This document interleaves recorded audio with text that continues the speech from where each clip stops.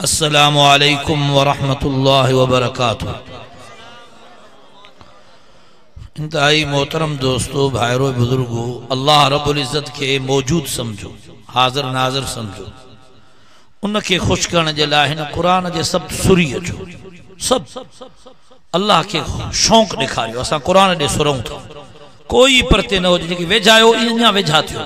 अल्लाह सभिनी खे पंहिंजो कुर्ब ऐं पंहिंजी वेझड़ाइप नसीब फरमाए। अल्लाह सभिनी खे जन्नत जे वेझो करे। अल्लाह सभिनी खे पंहिंजे रज़ा जे वेझो करे। अल्लाह सभिनी जो अचण वेहण ॿुधण ॿुधाइण, अल्लाह हे ख़ैरात हे जलसो सब कुछ अल्लाह पंहिंजे रहमत सां क़बूल करे।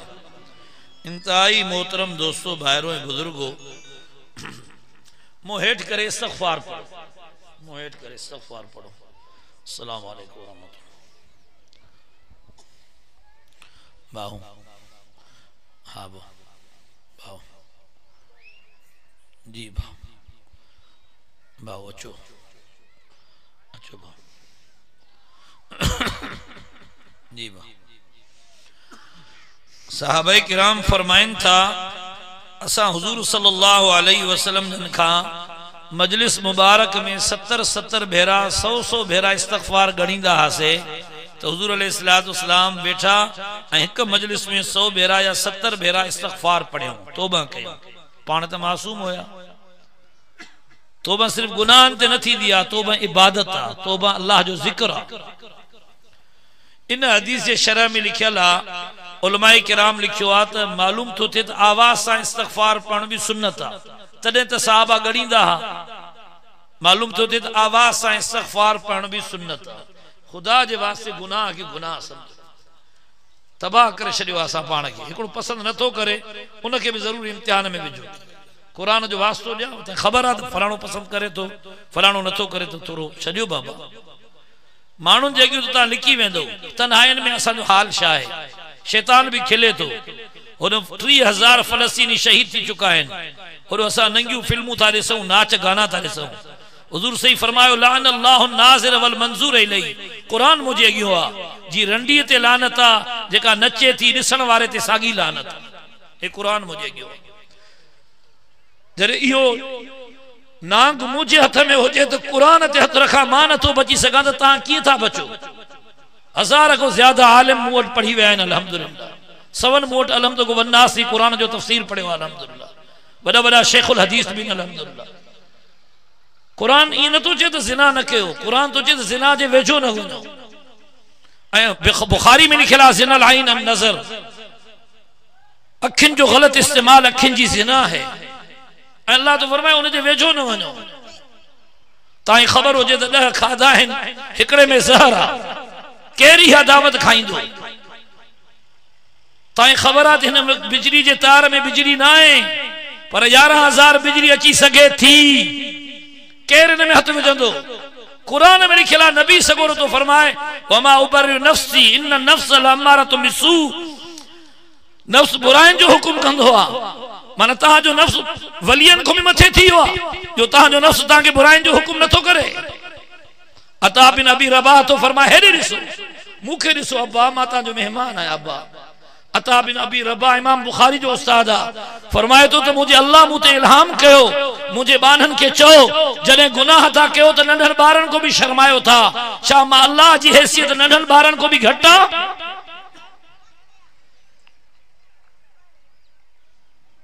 अॻे तन्हाइनि में ज़िक्र थींदो हो, तस्बीहूं थींदियूं हो, इबादत थींदी ही, तहज्जुद थींदो हो। हाणे असांजूं तन्हाइयूं भी शैताननि जे हवाले।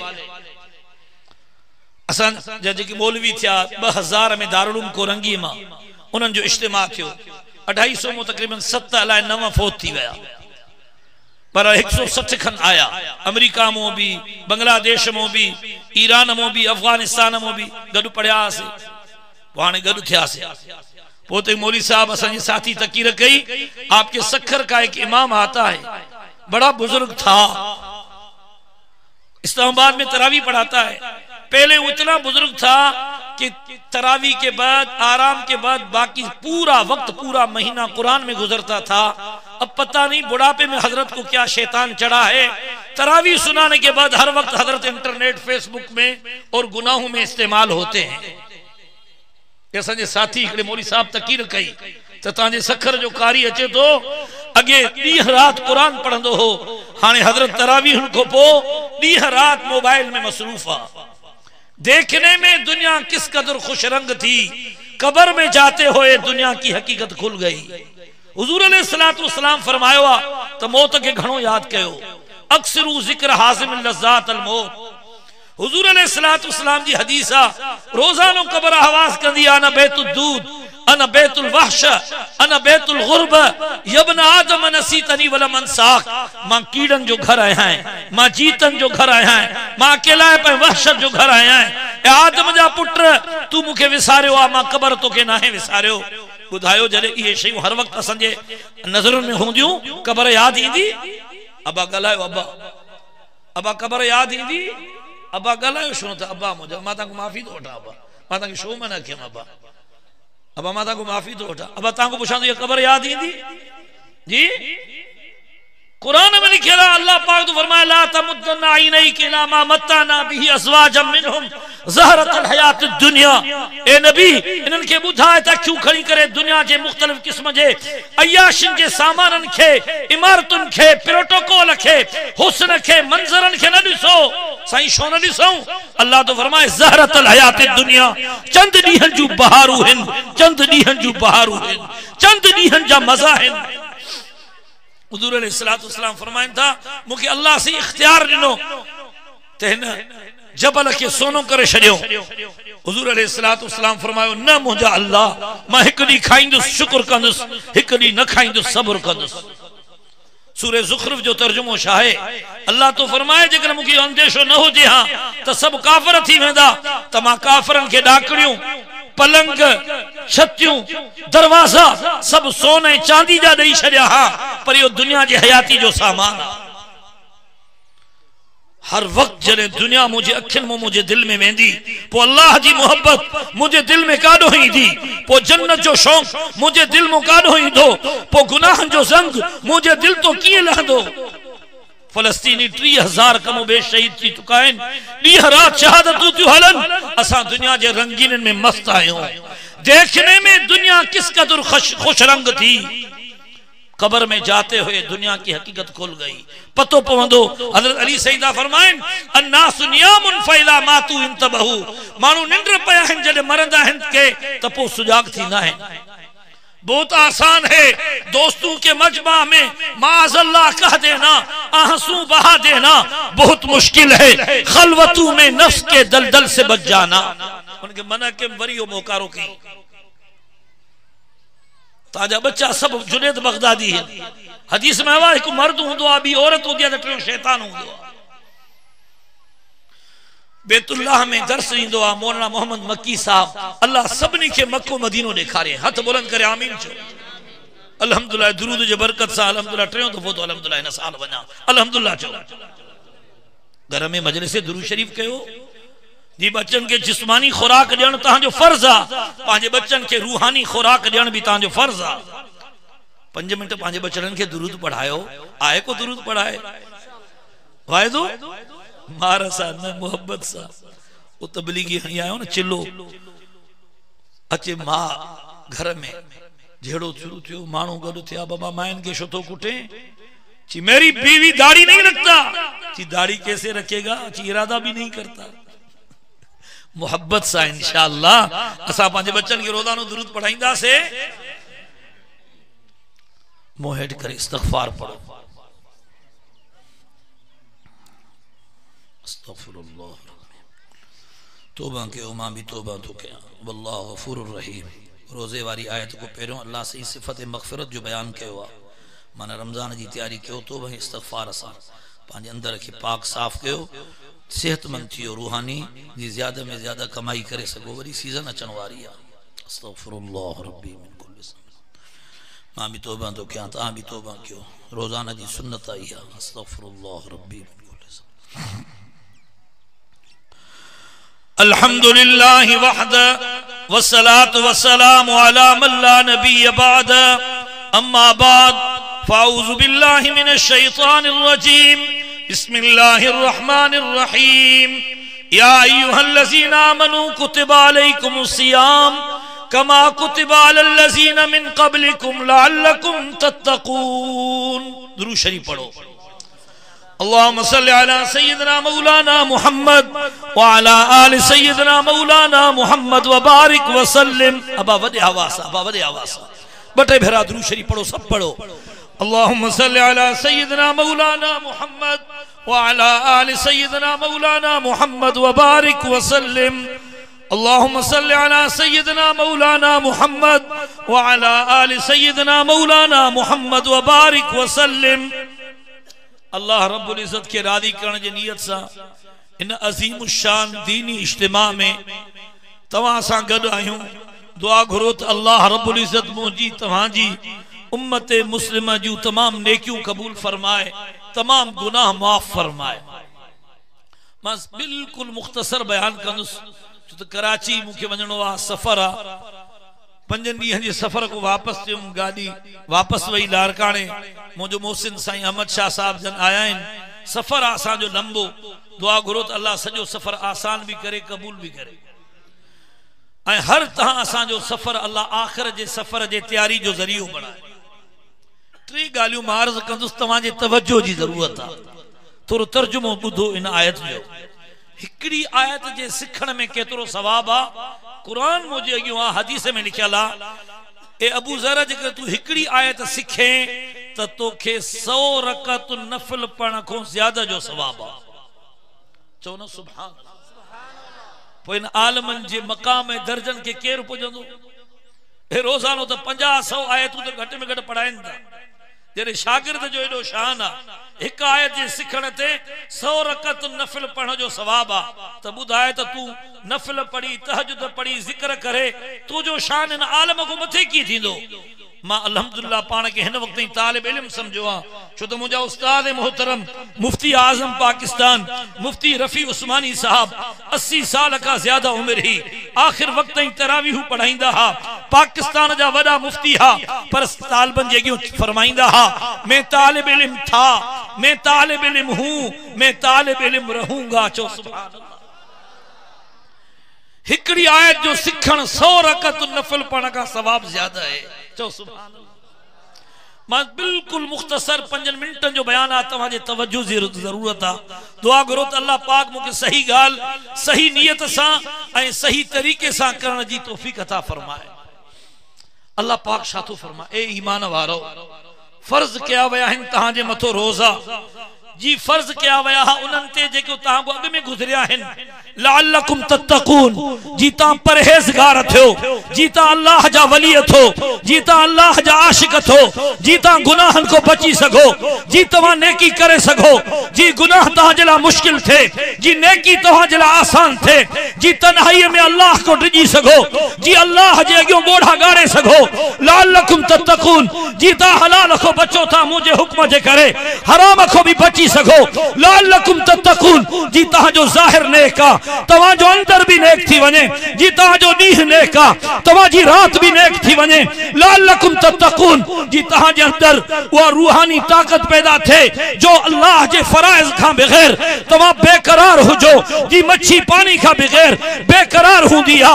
लअल्लकुम तत्तकून, जी एतरो तकवा, एतरो अल्लाह जो खौफ, अल्लाह की मोहब्बत ता में पैदा थे, जो गुनाह थे ताई समझो छिप पईया, जबल मथोआ किरी न पाए, जैसे तौबा न कयो, डोढ़ा न गाड़ियो, इन छिप गुनाह जेके न हटायो, तेसिताईं बे आराम थी वञो। लअल्लकुम तत्तकून, जी अल्लाह जे अगियो सच्चा थियो, मुखलिस थियो, तव्हां जो काल तव्हां जो अमल बराबर हुजे, तव्हां जो अमल तव्हां जो इखलास बराबर हुजे। लअल्लकुम तत्तकून, जी अल्लाह वारा थी वञो, अल्लाह जा वली थी वञो। लअल्लकुम तत्तकून, जी तव्हां हराम ख्वाहिशन ऐं हराम मज़न खां बची सगो। लअल्लकुम तत्तकून, जी मोबाइल के गलत इस्तेमाल को बची सगो। लअल्लकुम तत्तकून, जी अब्बे अम्मा के नाराजगी का बची सगो। लअल्लकुम तत्तकून, जी हराम खोरी, हराम खारी, बदनजरी, जिनाकारी, चोरी, हसद, कीनो, बुग़्ज़, साड़, तकब्बुर, वडाई, दुनिया के मोहब्बत का बची वनो। लअल्लकुम तत्तकून, जी अल्लाह जे मोहब्बत में बेकरार थी वनो। लअल्लकुम तत्तकून, जी रमजान जो नंढो रोसो जिंदगी जे रोसे जरा जरियो बणजी थो वने जिंदगी भी रोसो आ गुनाहन का जंजी इफ्तारी थी दी हुजूर अलैहिस्सलातु वस्सलाम जे पाकीज़ा हसन हथन सा होदे कौसर सा चो अल्लाह पाक तकवा जो जरो नसीब फरमाए। रमजान जो मकसद तकवा है। चो अबा सब चो रमजान जो मकसद असांजी तकवा केतरी दी थे जाते 40 मानू एहतिकाफ कंदा हन उते कदे कदे मुझो वञण भी थींदो आहे एहतिकाफ जे दौरान जी चंड ॾिठो से अबा घर भी पो वेंदा से पहिरियों इन दाढ़ी के साफ कंदा से एक ॾींहुं भी तकवा न थी हले अबा ततकुन तो मुजारियत का वरतला मुजारियत माना मुशारिकत इन में ब ज़माना हैं एक हाल बियो इस्तकबाल एक महीने जी तकवा 11 महीने जी तकवा बनजी वने असांजी तकवा ईद जे ॾींहुं भी नथी हले आहे को जो चवे ते इंशाअल्लाह मां हिन रमजान में अल्लाह को या रूहानी नेमत ऐं ताकत दुआउन सा ज़ारिन आहुन ऐं ज़ारन सा हासिल कंदुस। हां हुजूर सही फरमायो तकवा हा होना तकवा टोपी जो नालो ना है दाढ़ी जो नालो ना है तस्बीह जो नालो ना है अतकवा हा होना तकवा दिल में थी दिया दुआ करो तो अल्लाह तकवा जी हकीकत नसीब फरमाए। 3 गालियूं हैं। पहिरीं गाल इन आयत का पहिरियां उन आयत का बाद 10 दफा तकवा जो बयान अबा घणा दफा अबा ज़बान सा चो इज़ा तकर्रर अल कलाम अला समी तकर्रर फिल क़ल्ब जड़े एक गाल के बार बार दोहराए बोआ वह गाल दिल में मजबूत थी वेंदी जी। शफीक पीर पांचे पुत्र प्यारे सा नसीहत तो करे मुर्शिद पांचे मुरीद के नसीहत तो करे एक गाल अम्मा पांचे न्याणी पांचे पुत्र के समझाए थी बार बार थी वह सागी गाल करे मुझे रब शफकत जो बेकरार समंदर ला महदूद ला मुतनाही जो तो कुरान में लिखा ला अल्लाह जो कलिमात अल्लाह जो सिफात अल्लाह जो शान अल्लाह जी रहमत पूरी कायनात हे समंदर बनजी वजन ऐ पूरी कायनात जा वण हे कलम बनजी वजन पो अल्लाह जी तारीफ लिखजे अल्लाह जो कलाम लिखजे अल्लाह जी सिफात लिखजे अल्लाह जा कमालात लिखजन अल्लाह जा मकदूरात लिखजन अल्लाह जे रहमत जो बयान कजे ए पूरी दुनिया जा समंदर 7 समंदर बिया ये खुश्क थी सगन था दुनिया जा कलम कसी सगन था पर अल्लाह जो शान नथो कुटी सके।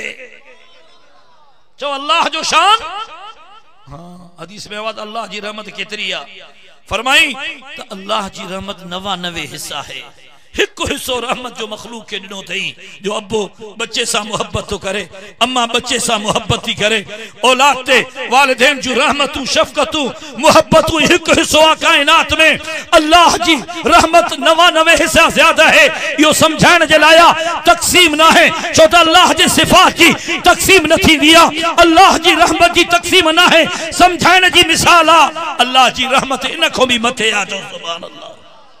3 गालियों मुझो मुख्तसर इत्ते तकवा जो बयान घना दफा अबा गाल आयो अबा घना दफा बियो नंबर गाल तकवा करण जो नालो ना है करण वारा कम तो सब कयो था कुरान मुझे अगियों तकवा छडण जो नालो आ चो तकवा छडण जो नालो ज़बान सा चो हां तहज्जुद पढ़ना आसान आ मोबाइल के गलत इस्तेमाल को बचन मुश्किल आ उमरा करना आसान है चोरी खा जुल्म खा वालिदैन के ईज़ा देण खा बचन यो मुश्किल आ तकवा करण जो नालो ना है अबा चो तकवा हाँ जेकी कम न करना है दुआ क्यों मां भी न कया तो हां भी न कयो तकवा हासिल की थी दी हुजूर सल्लल्लाहु अलैहि वसल्लम 4 शयूं रमजान में ज्यादा कयूं अबा घणियूं ज़बान सा चो एक इबादत बियो तिलावत टियों सखावत चौथों दुआऊं चो एक इबादत बियो तिलावत टियों सखावत चौथों दुआऊं हाने तो असा मौलवी भी दुआउन ते असा जो एतमाद ना है कबूल थे ते एतमाद थे ना हुजूर से शाह फरमाओ मन जहज़ गाज़ियन फ़क़त ग़ज़ा, देखो मुजाहिद के सामान तो दे, असलहो तो दे, यो पान जिहाद में शरीका। भी हदीस में आयो अद्दुआ सिलाहुल मोमिन, दुआ मोमिन जो हथियारा। कुरान मुझे गयो इन बिन हदीस की रोशनी में देखो ईमान वारो फलस्तीन जिला दुआ तो घरे, अल्लाह जो कसम जड़ तो उनके हथियार तो दे। मुझे मुर्शिद मेहरबान फरमायो जेको मुजाहिदन जिला दुआ तो घरे वो जिहाद में शरीका। तामो केरा जेको वायदो करे त मां फलस्तीन जे लाइ दुआ कंदुसि। कुरान मुझे सामू उन्हनि तबलीग जमात वारा आया जुमे जी रात थी, मौलवी तालिब सभिनी खे चम सजदे में रोई दुआ घुरो। जिंदगी में अड़ी तालिबन उस्तादन तबलीगन जी दुआ मां न ॾिठी आहे। किला कुरुना रड़ियूं कयूं, एडी फलस्तीन जे लाइ दुआ कयूं। मां जे दिल में ख्याल आयो या अल्लाह दुआ कबूल की थी थे। अल्लाह पाक मुखे दिखारियो ख्वाब में, ख्वाब जा टे किस्म नफसानी शैतानी रहमानी। ख्वाब हुज्जत ना है न तकीरत बयान करने की इजाजत आ। मां अस्तगफिरुल्लाह चई ता के बुधाया तो कुरान में बयान आ सचन ख्वाबन जो भी इंशाअल्लाह यो सच्चो ख्वाब आ। मुझे रब मुखे दिखारियो मां दो शक्के जो गोलो तो हना जेको अफगानिस्तान में शहया हुयम वो नसा जहाज भी करंदो आ। यहूदी सामू पूरो इलाको आ। रब जे रहमत जो कसम इकड़े गोले सा हजारन गोलन जो असर ज़ाहिर तो थे। सबनी यहूदिन के बाहिती लगी वने चो अल्लाह जी मदद सच्ची आ। चो मुसलमानन जो दुआऊं कबूल हिन। हथ बुलंद करे चो नारे तकबीर। इसराइल ते यहूदिन ते नारे तकबीर। दुआ घुरी रायवन में हजरत इब्राहिम देवला साहब इन साल रायवन में मुझो बाबू भी दुआ ते वेंदो, साईं मुफ्ती महमूद भी वेंदो, असांजो वॾो कायद भी उते वेंदो दुआ जे लाइ। इब्राहिम देवला साहब छा चयो त दुआ सब ईमान वारन जो कबूल है। ज़ुहूर कने दुनिया में थींदो आ, कने आखिरत में थींदो आ, कने देर सां थींदो आ। छो तो कुरान में वायदो आ उदूनी अस्तजिब लकुम, दुआऊं घुरो त कबूल कयां। चो असांजो दुआऊं सब कबूल है। यो चवण तो छा थो थे दुआ सां? पूरे मुल्क में दुआऊं था घुरूं, जुमन ते छा मदद आई आ? अल्लाह जो कसम मां मदद ॾिठी आ। तू घणा दफा जिहाद कयो आ, तोखे वाम गुमान में भी ना है। असांजे मथो अमेरिकन जा बम किरिया, खुदा जो कसम बम न फटा, असां उते वेठा हुयासीं। चो सुभान अल्लाह। अल्लाह जो कसम ये गालियूं स्टेज ते भी न कबियूं। अस्तगफिरुल्लाह भी पढ़ो। ता दुआऊं घुरंदो, ता दुआऊं घुरंदो। हदीस में आवा जिन लाइ दुआ जो दरवाजो खुली हो उन जे लाइ सआदतुन जो दरवाजो खुली हो। हदीस में आयो केतरन माण्हुन के जन्नत में अल्लाह वडा मकाम ॾींदो। हो चवंदा या अल्लाह असां ते एतिरियूं नेकियूं न कयूं हुयूं से। अल्लाह रब्बुल इज्जत फरमाईंदो हे तहां जूं दुआऊं हिन जेके दुनिया में दुआऊं घुरंदा हुयो उन वक्त जन्नती तमन्ना कंदा काश जो हिक दुआ भी कबूल न थे हा। चओ सुभान अल्लाह। असांजो भाऊ रहमतुल्लाह अलैह हर जुमे ते घट में घट अध कलाक दुआ कराईंदो हो। चओ सुभान अल्लाह। तॾहिं भाऊ राशिद नासिर जन पढ़ंदा हा, भाऊ अध कलाक दुआ कराईंदो। जमात रड़ियूं कंदी, मूंखे चवंदा डॉक्टर के जल असां एतिरी दुआ नथा घुरी सघूं। चओ इंशाअल्लाह शहीद इस्लाम जो दुआऊं कबूल आहिनि। अल्लाह को एतमा असबाब से है, तुझको उम्मीद है और अल्लाह से ना उम्मीदी। असबाब से है, तुझको उम्मीद है और अल्लाह से ना उम्मीदी। मुझे बता तो सही और काफरी क्या चीज है? काफर है तो करता है शमशीर पे भरवसा, मोमिन है तो बेतेग भी लड़ता है सिपाही। असा जो असबाब ते एतमाद ना है, असा जो अल्लाह ते एतमाद।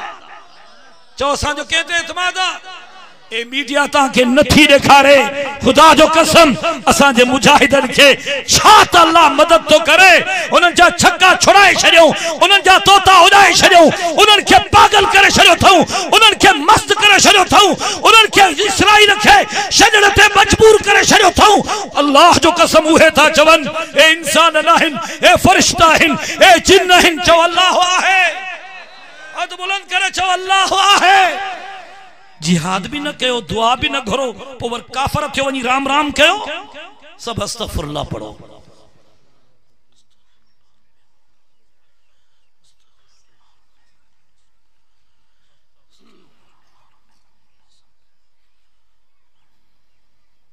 अल्लाह हुजूर सल्लल्लाहु अलैहि वसल्लम बदर में भी दुआ घुरिया, बुखारी में जिक्र आ सबनी जिहादन में हुजूर से दुआ घुरिया। हुजूर से हज़रत उमर से के चो मुझे दुआ कजा।